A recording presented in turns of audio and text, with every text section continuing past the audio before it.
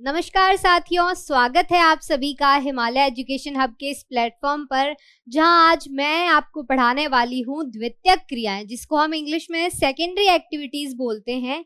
तो इस चैप्टर के अंतर्गत हम क्या पढ़ने वाले हैं? मेनली इसमें निर्माण, जिसको इंफ्रास्ट्रक्चर कहते हैं, प्रसंस्करण मतलब प्रोसेसिंग, जो चीज़ों की मैन्युफैक्चरिंग होती है जिसको हम विनिर्माण कहते हैं, वो पढ़ेंगे। लेकिन आज का मेन फोकस जो हमारा रहेगा वो रहेगा विनिर्माण की विशेषताओं पे। क्या मतलब हुआ कि what are the characteristics of manufacturing. तो मैन्युफैक्चरिंग की क्या क्या विशेषताएं हैं, ये आज हम पढ़ने वाले हैं।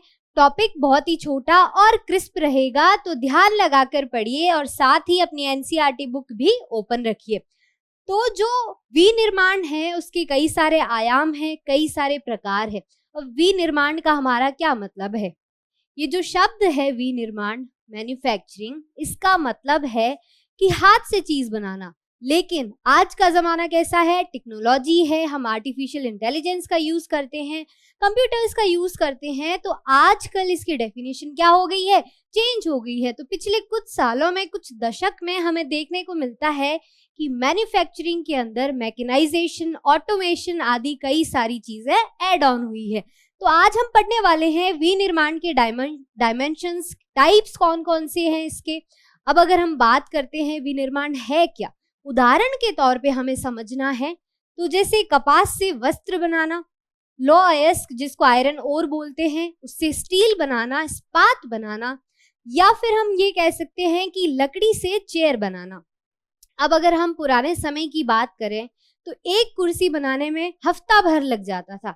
लेकिन आज मशीनरी, जो मैकेनाइजेशन है, ऑटोमेशन है, वो बहुत ज़्यादा हो गया है, टेक्नोलॉजी का एडवांसमेंट हो गया है, जिसकी वजह से लाखों चेयर मतलब लाखों कुर्सियां एक हफ्ते के अंदर बनाई जा सकती है। तो हम देख सकते हैं कि पुराने समय में और आज के मॉडर्न ज़माने में कितना चेंज आ गया है टेक्नोलॉजी का, एडवांसमेंट का, और जो मैकेनाइजेशन है, मशीनरी है, उसका। तो इसीलिए आज चीज़ों का जो है बहुत ही बड़े लेवल पर उत्पादन होता है, मास प्रोडक्शन होता है, जिसके अंदर मेन रोल किसका है? मशीनरी का है, टेक्नोलॉजी का है। तो शक्ति का उपयोग क्या है? यूज ऑफ पावर, कि एक ही प्रकार की जो वस्तुएं हैं उनका विशाल उत्पादन करना। दूसरा हमें यहाँ देखने को मिलता है कि कारखाने के विशिष्ट श्रमिक। अब ये जो श्रमिक है ये कैसे होते हैं? स्किल्ड लेबर होते हैं। याद रखिएगा, स्किल्ड लेबर जो है वो इन उद्योगों में काम करते हैं, मानक वस्तुओं का उत्पादन करते हैं। ये जो जितने भी श्रमिक हैं उनके पास अपनी एक स्किल होती है, क्वालिटी होती है, जिसकी वजह से ये लोग चीज़ों का उत्पादन करते हैं। फिर मॉडर्न टेक्नोलॉजी और ओल्ड टेक्नोलॉजी दोनों का मिलकर जो मिश्रण है वो विनिर्माण को क्या बनाता है? पूर्ण बनाता है। जैसा कि मैंने अभी बोला, पहले चीजें हाथ से बनाई जाती थी, फिर धीरे धीरे थोड़ी बहुत टेक्नोलॉजी आई, तो ये क्या हुई? ओल्ड टेक्नोलॉजी हुई। अब समय के साथ हमें मॉडर्न टेक्नोलॉजी का यूज देखने को मिलता है। तो ये जो दोनों चीजें हैं वो मैन्युफैक्चरिंग को, विनिर्माण को क्या बनाते हैं? पूर्ण बनाते हैं। अब यहाँ पर एक और बात है जो कि ध्यान देने लायक है।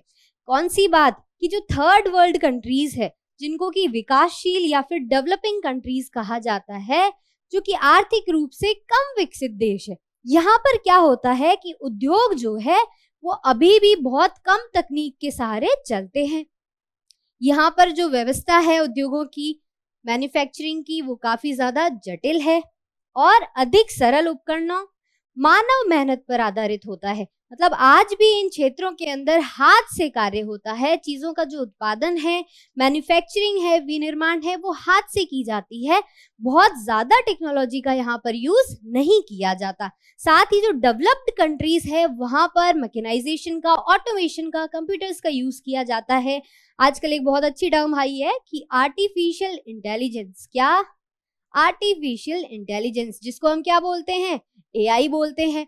अब इसके इस्तेमाल से क्या होता है? ऑटोमेशन होने लगा कि मानव को तो हस्तक्षेप करने की भी जरूरत नहीं है, बिना इंसान के भी काम होता रहेगा। कि कंप्यूटर को, सिस्टम को एक कमांड दे दी गई और उसके हिसाब से प्रोडक्शन चलता रहता है। तो सिंगल आइटम का मास प्रोडक्शन करते हैं, तब ऑटोमेशन का बहुत ज्यादा यूज किया जाता है।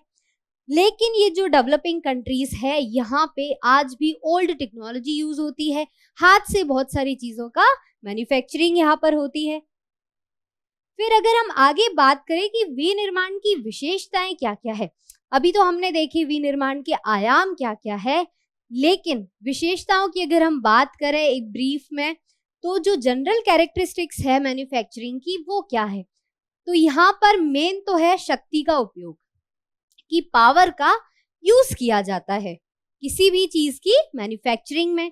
तो आधुनिक विनिर्माण बिजली और ऊर्जा से चलता है। सेकंड है विशाल उत्पादन। विशाल उत्पादन से हमारा क्या मतलब है कि एक ही वस्तु मतलब सिंगल आइटम का मास प्रोडक्शन करना। जैसे कि अभी मैंने एग्जाम्पल दिया था कि एक ही हफ्ते में लाखों चेयर बन जाती है, तो कैसे बनती है, इसी चीज से बनती है कि सिंगल आइटम का मास प्रोडक्शन होता है। अब यहाँ पे जो थर्ड फैक्टर है कि विशिष्ट श्रमिक यहाँ पर होते हैं, साथ ही यहाँ पर मशीनरी का यूज होता है। इन्हीं चीजों की वजह से ये जो विशाल उत्पादन है, मास प्रोडक्शन है, वो पॉसिबल हुआ है। तो एक ही डिजाइन लाखों की संख्या में उत्पाद की जाती है। अब वो कोई भी चीज हो, जैसे कि खिलौने हो गए या फिर चेयर हो गई, सोफे हो गए, तो इन चीजों का मास प्रोडक्शन किया जाता है। फिर आता है कारखानों में विशिष्ट श्रमिक की, जो स्पेशलाइज्ड वर्कर्स इन फैक्ट्रीज है उनका, कि कारखाने में हर कर्मचारी का अपना एक विशेष कार्य होता है।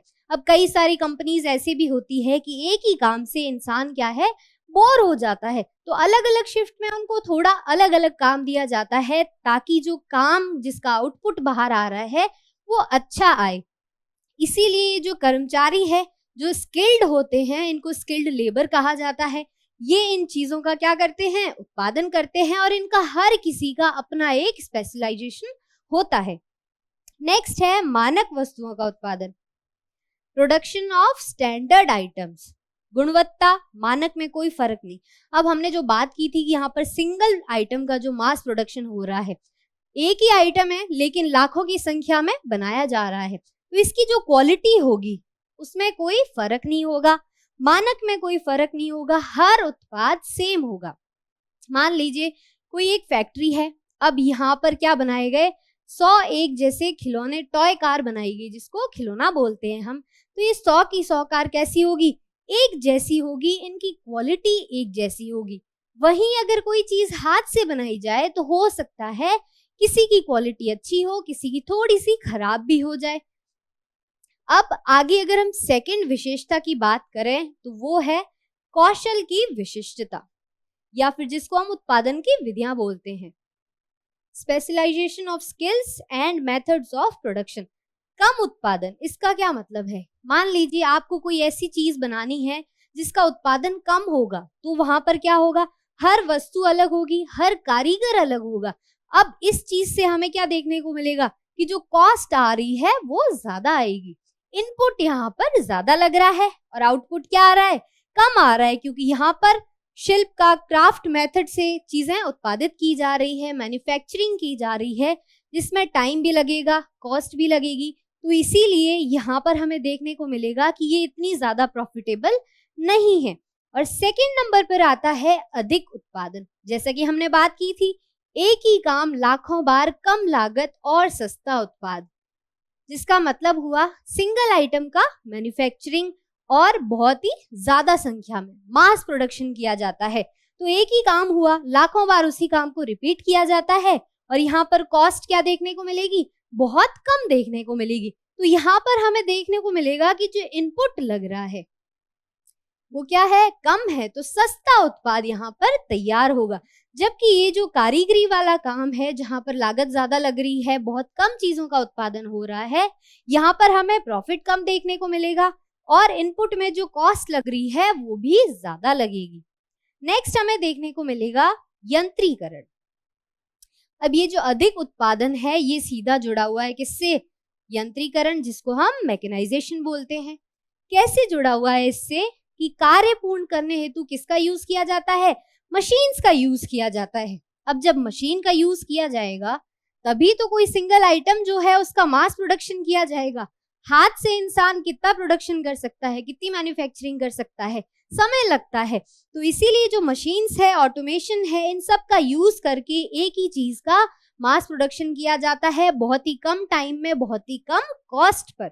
तो कार्य पूर्ण करने के लिए मशीन्स का प्रयोग और मशीन हाथ की जगह लेती है, इसीलिए तेज और सस्ता काम हमें देखने को मिलता है। सेकंड क्या आता है, स्वचालित यंत्रीकरण, जो कि है ऑटोमेशन। क्या कहते हैं इसको, ऑटोमेशन बोलते हैं। अब ये एक विकसित अवस्था है। ऑटोमेशन में क्या होता है कि मानव सोच का समावेश नहीं होता। जो मानव द्वारा टेक्नोलॉजी का इन्वेंशन किया गया है, मशीनरी का इन्वेंशन किया गया है, उनका यूज होता है किसके थ्रू, कंप्यूटर्स के थ्रू। तो मशीन जो है वो अपने आप चलती है। मान लीजिए एक बुलडोजर है, कोई गड्ढा खोदना है, तो एक इंसान उस बुलडोजर को चला रहा है और गड्ढा खोद रहा है, तो टाइम भी लगेगा। लेकिन एक बुलडोजर ऐसा है जिसमें ऑटोमेशन तकनीक यूज की जा रही है कि वो स्वचालित है, तो वो अपने आप से वो कार्य क्या करेगा, पूर्ण करेगा, और किसी भी इंसान का उसमें हस्तक्षेप नहीं चाहिए। तो ये होता है ऑटोमेशन। कंप्यूटर नियंत्रण प्रणाली कि जो कंप्यूटर्स है उनकी बुद्धि, मशीन का काम, स्वचालन का भविष्य, इन सारी चीजों का हमें यहाँ पर यूज देखने को मिलता है कि कैसे कंप्यूटर का यूज किया जाता है, एआई का यूज किया जाता है।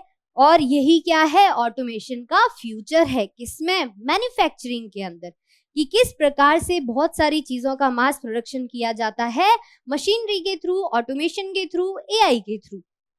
तो ये तो हो गई इसकी सेकेंड कैरेक्टरिस्टिक। थर्ड नंबर पर हम बात करने वाले हैं प्रौद्योगिकीय नवाचार। क्या मतलब है, टेक्नोलॉजिकल इनोवेशन। अब ये जो इनोवेशन टर्म है, टेक्नोलॉजिकल इनोवेशन किसने किया, इंसान ने ही किया है। इंसान ने ही मशीनरी बनाई है, रोबोट्स बनाए हैं। तो ये जो आर्टिफिशियल इंटेलिजेंस हो गई, कंप्यूटर्स हो गए, इन सब का निर्माण किया गया है इंसान के द्वारा। लेकिन ये जो इनोवेशन है वो कहीं ना कहीं इंसानों का जगह ले रहे हैं, उनका जो रोल है वो मशीनरी के द्वारा पूर्ण किया जा रहा है। तो इसका क्या मतलब है कि क्या सारे इंसानों का काम जो है वो मशीनरी टेक ओवर कर लेगी? तो ऐसा भी नहीं है, क्योंकि विदाउट मानव के हस्तक्षेप के भी कुछ चीजें नहीं हो पाती। तो जो उनके काम का फील्ड है वो चेंज हो जाएगा। बाकी हाँ, ये माना जा सकता है कि जो श्रमिक है, छोटे छोटे जो स्किल्ड हो गए लेबर, या फिर जो अनस्किल्ड भी है, उनका काम थोड़ा क्या हो जाएगा, कम हो जाएगा। तो शोध एवं विकासमान युक्तियां, जिसका क्या मतलब है, रिसर्च एंड डेवलपमेंट। नई तकनीक की खोज की जाती है इंसानों के द्वारा। गुणवत्ता नियंत्रण, जिसको हम क्वालिटी कंट्रोल बोलते हैं, इसमें बेहतर मानक होता है। हर उत्पाद एक जैसा होता है, उनमें कोई भी डिफरेंस नहीं होता कि किसी की क्वालिटी लो है या फिर किसी का जो आकार है, साइज है, वो अलग अलग हो गया। तो यहाँ पर वो चीज हमें क्या देखने को मिलेगी, समान मिलेगी, सारी चीजें एक ही लेवल की होगी। तो गुणवत्ता की गारंटी हमें यहाँ पर मिलती है, जहां पर किसका यूज होता है, ह्यूमन इनोवेशन जो है, टेक्नोलॉजिकल इनोवेशन जो है, उसका यूज होता है। वहां पर हमें गुणवत्ता की क्या मिलती है, गारंटी मिलती है, कि guarantee of quality of the goods which are produced. Next है अपशिष्टों का निस्तारण। क्या कंपनी सोचती है कि उनको वेस्ट मैनेजमेंट करना चाहिए, या फिर अब कर भी रही है तो क्यों कर रही है? क्योंकि वेस्ट मैनेजमेंट क्या है, सस्टेनेबल है आज के टाइम पे। साथ ही कचरे को जो है संसाधन में बदलती है कंपनीज और यूज करती है। तो इससे क्या होगा, जो लागत है वो भी कम हो जाएगी। लागत का क्या मतलब हुआ, लागत को हम कॉस्ट कहते हैं। तो यहाँ पर कॉस्ट कटिंग की जाती है किसके द्वारा, वेस्ट मैनेजमेंट के द्वारा, और उसी वेस्ट को एज अ संसाधन, एज अ रिसोर्स यूज किया जाता है।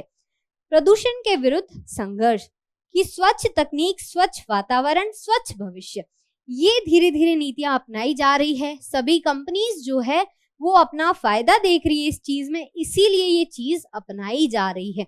अगर कंपनीज को इस चीज से और ज्यादा कॉस्ट लगेगी तो वो ये चीज शायद नेग्लेक्ट कर दें, लेकिन यहाँ पर उन्हें क्या दिख रहा है, कॉस्ट एफिशिएंट है ये, क्योंकि उनको एक रिसोर्स के रूप में यहाँ पर यूज किया जा रहा है। तो ये सारे मेजर्स जो है वो कंपनीज के द्वारा इस्तेमाल किए जा रहे हैं, जिससे जो प्रदूषण है वो कम हो रहा है धीरे धीरे, और जो रिसोर्सेस है, जो कि कचरा है, उसको एज अ रिसोर्स यूज किया जा रहा है।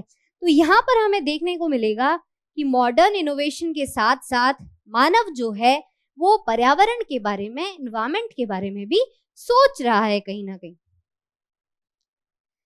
नेक्स्ट हमें देखने को मिलेगा संगठनात्मक ढांचा और स्तरीकरण, जिसको बोलते हैं ऑर्गेनाइजेशनल स्ट्रक्चर एंड क्लासिफिकेशन।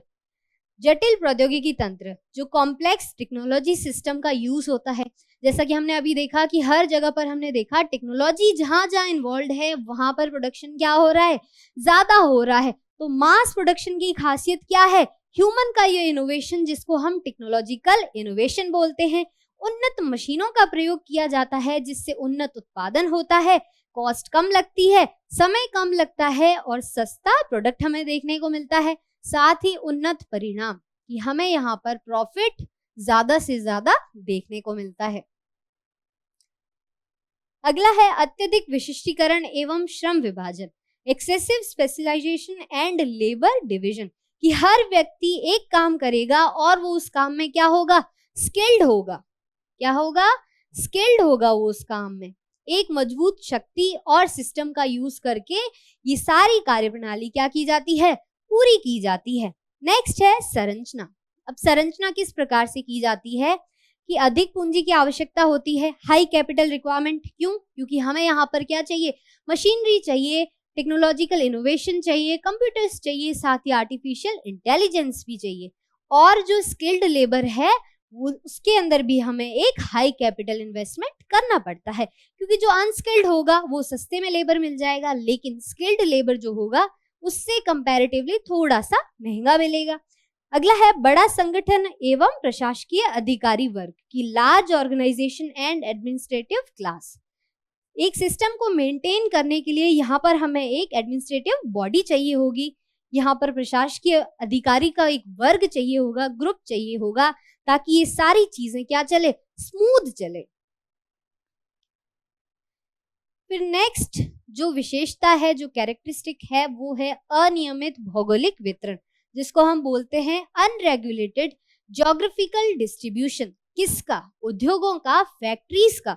ये जो मैन्युफैक्चरिंग है ये कहाँ पर हो रही है? ये अनरेगुलेटेड कैसे है?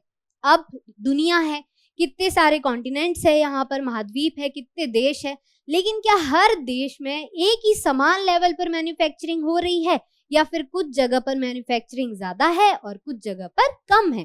तो हमें यहाँ पर क्या देखने को मिलता है कि जो विकसित देश है, कौन से? विकसित, वहां पर ज्यादा से ज्यादा मैन्युफैक्चरिंग होती है।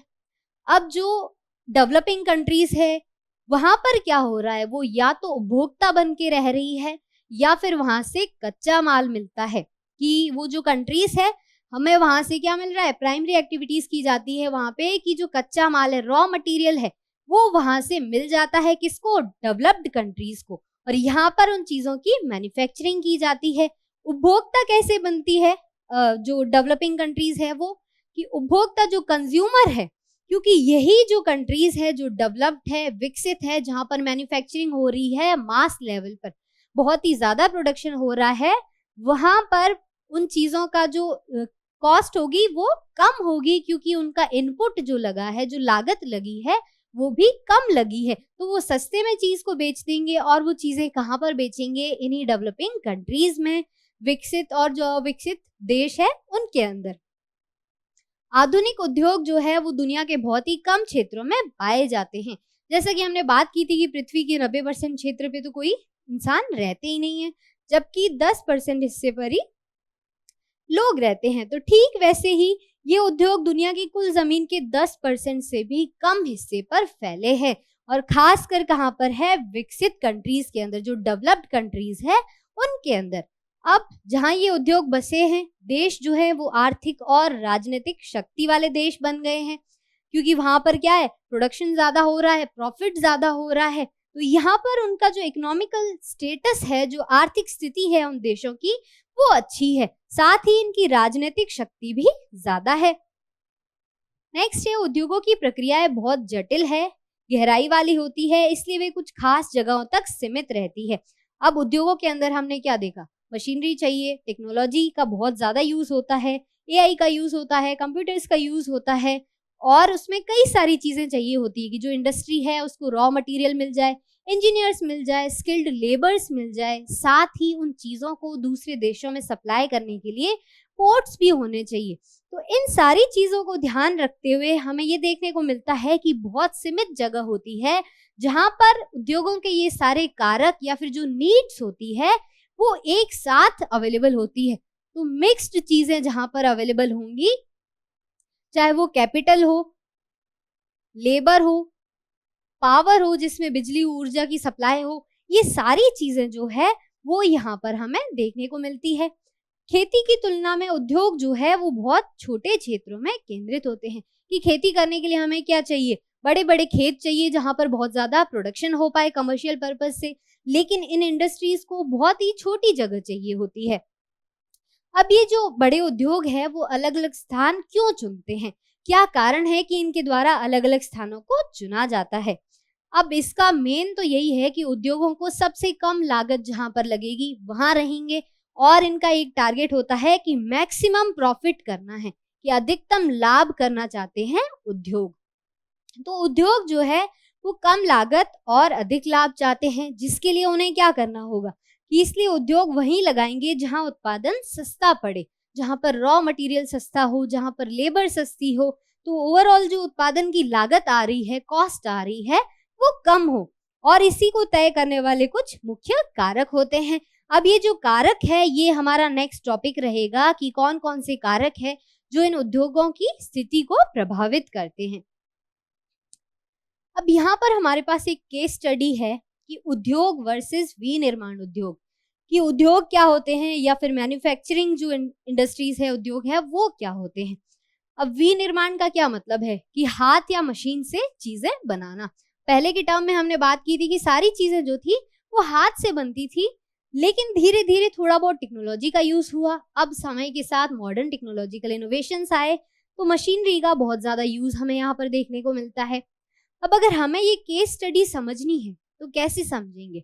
मान लीजिए कि हमें इलेक्ट्रिक कार बैटरीज चाहिए, उसकी एक फैक्ट्री स्थापित करनी है, तो फैक्ट्री कहाँ पर स्थापित करेंगे?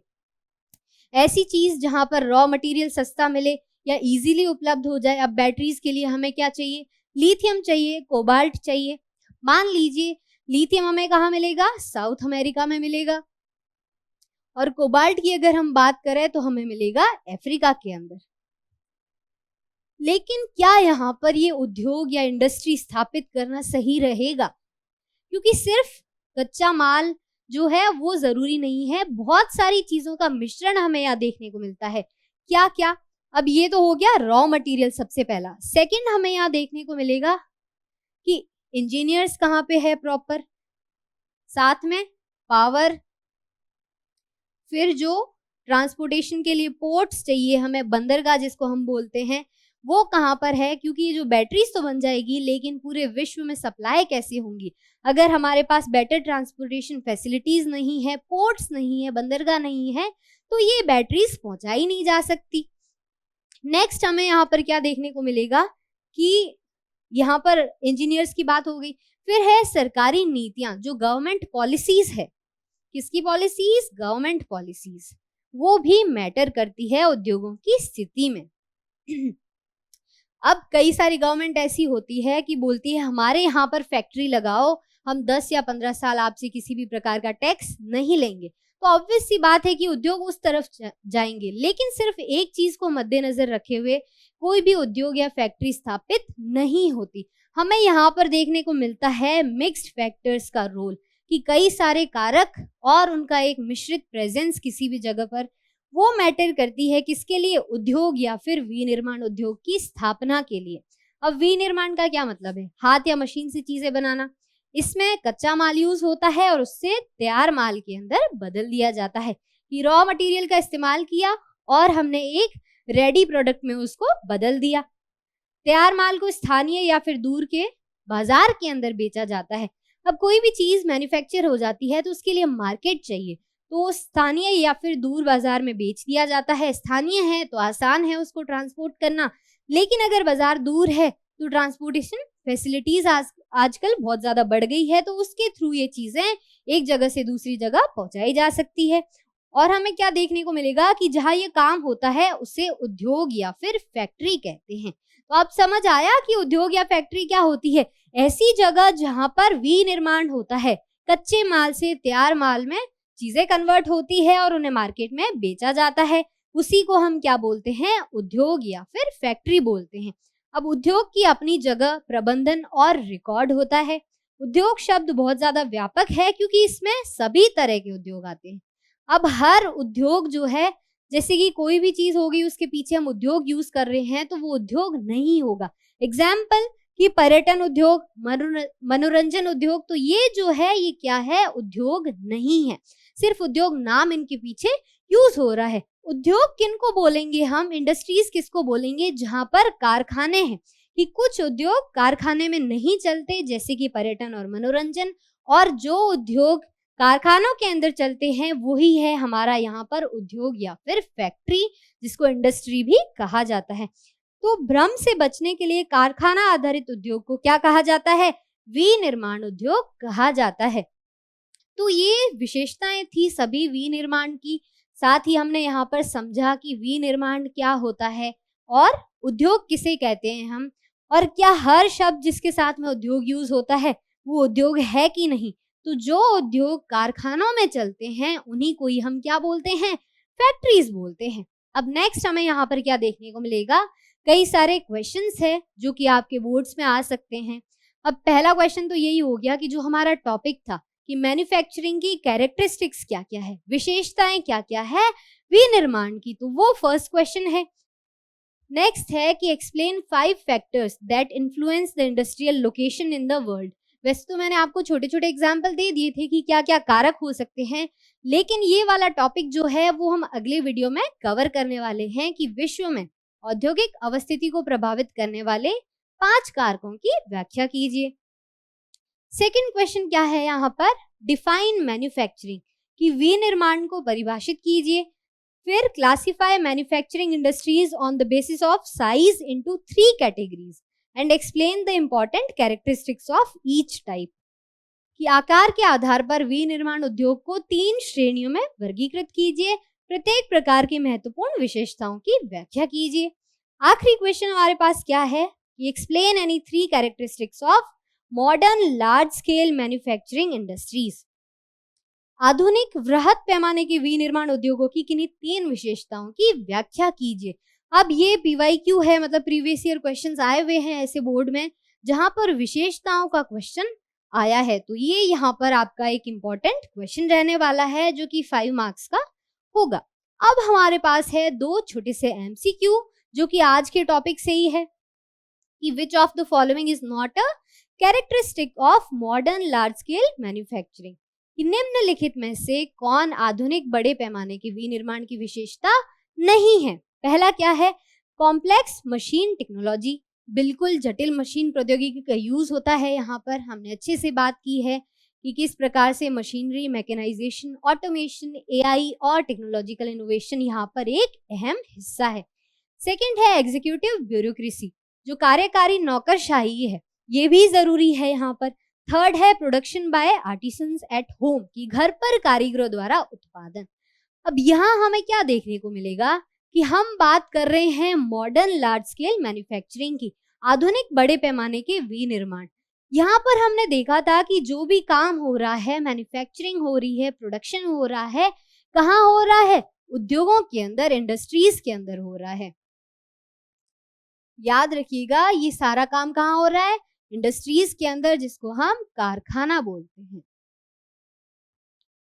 तो इसी कारखाने के अंदर इन चीजों का उत्पादन होता है, मैन्युफैक्चरिंग होती है। तो ये भी क्या है, एक विशेषता है इसकी। लेकिन घर पर कारीगरों द्वारा उत्पादन इसकी विशेषता नहीं है, तो यहाँ पर ऑप्शन सी करेक्ट है। नेक्स्ट है वास्ट कैपिटल रिक्वायरमेंट, बिल्कुल सही बात है कि इसमें विशाल पूंजी की आवश्यकता होती है। रीजन बीइंग, अभी रीजन बताए हैं आपको कि मशीनरी, इनोवेशन, टेक्नोलॉजी एक्सेट्रा, ये सभी रीजन है यहाँ पर कि क्यों कैपिटल का बहुत ज्यादा रिक्वायरमेंट होता है।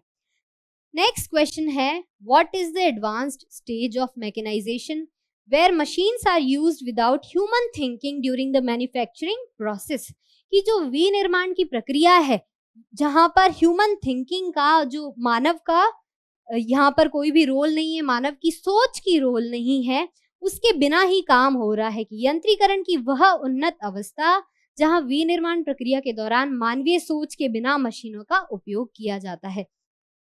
डिजिटाइजेशन यहाँ पर देखने को मिल रहा है फर्स्ट ऑप्शन, तो ये यहाँ पर गलत है क्योंकि हमें यहाँ पर देखने को मिलता है ऑटोमेशन, कि विदाउट ह्यूमन थिंकिंग के, मानवीय सोच के, मशीनरी जो है वो एआई का, कंप्यूटर का, सिस्टम का इस्तेमाल करते हुए हर चीज अपने आप कर देती है, स्वचालित होती है। एग्जाम्पल मान लीजिए कि जो कोल्ड ड्रिंक की बॉटल पैक्ड आती है, अब ये सारी कोल्ड ड्रिंक में बराबर क्वांटिटी क्यों होती है? क्योंकि यहाँ पर यूज होता है ऑटोमेशन। इसीलिए यहाँ पर हमें देखने को मिलता है कि सारी बॉटल्स में एक समान पैकेजिंग हमें यहाँ पर देखने को मिलती है। स्पेशलाइजेशन तो इसमें होता है, लेकिन यहाँ पर बात की गई है मानवीय सोच के बिना मशीनों का उपयोग।